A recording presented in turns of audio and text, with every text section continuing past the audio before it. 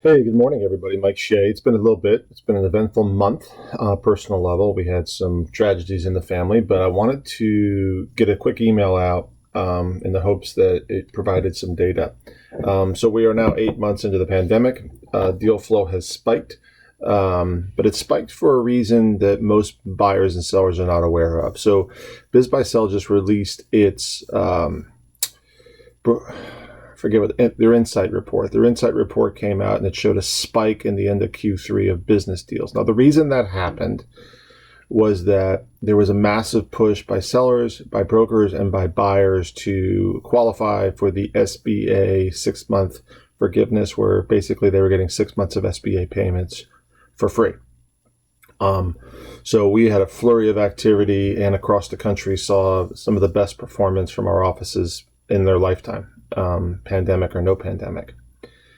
But if you don't look in the devil of the details and look for the numbers, it can be misleading. So what am I talking about? I'm talking about inventory and some other statistics. So when you look at the insight report, you're going to see the average price of a sale was higher too.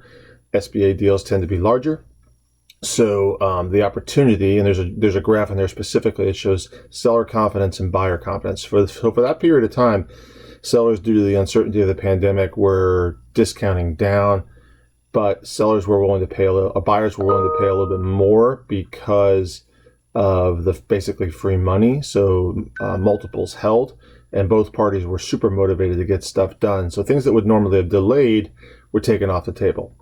The other thing that really struck me was the seller confidence. Seller confidence was through the floor. It was almost like an inverted graph. Buyers went up, sellers went down. It was a strange thing I've never seen before. And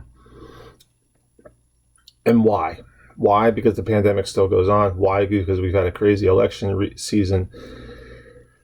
But there is a segment of the market that usually comprises 25% of the sales, and that's the restaurants market. And they are gone. They are through the floor. They are asset sales. They are out of business. There was an article in the Orlando Business Journal yesterday that just said 40% of restaurants have closed. And that generally makes up about 25% of the business sale market nationally. It's not my bread and butter. God help us, but it's serious. It's a serious problem. And when you dig a little deeper into the inventory, one of my other brokers in my office pointed something out. A year ago in the state of Florida, there were 4,000 businesses for sale. Now there's half of that. There's 2,000 businesses for sale. So what does that mean? It means that the lack of inventory will continue. There was another article in the bizbuysell insight reports, a comment that baby boomers who have been supposed to be selling for as long as I've been doing this, since 2008, are going to hold on, which is, dear God, an even bigger mistake than they made in 2008 when they, didn't exit before the recession. They're going to hold on to their businesses now. That trend is happening again. So inventory is going to continue to be super, super tight. So good businesses, despite the static, will be able to get good price points. Now, I anticipate that banks are going to be really tough to deal with. They're just going to be harder to deal with. The PPP hangover is still out there. Most people have not applied for their forgiveness, and that dynamic is stopping transactions from happening. So if you have a PPP loan, you need to get the forgiveness paperwork in now and get it forgiven, or they will escrow your money at sale, or they will block the sale completely. So get that done. So what's the key takeaway? Inventory is through the floor. It's, levels we saw back in 2008.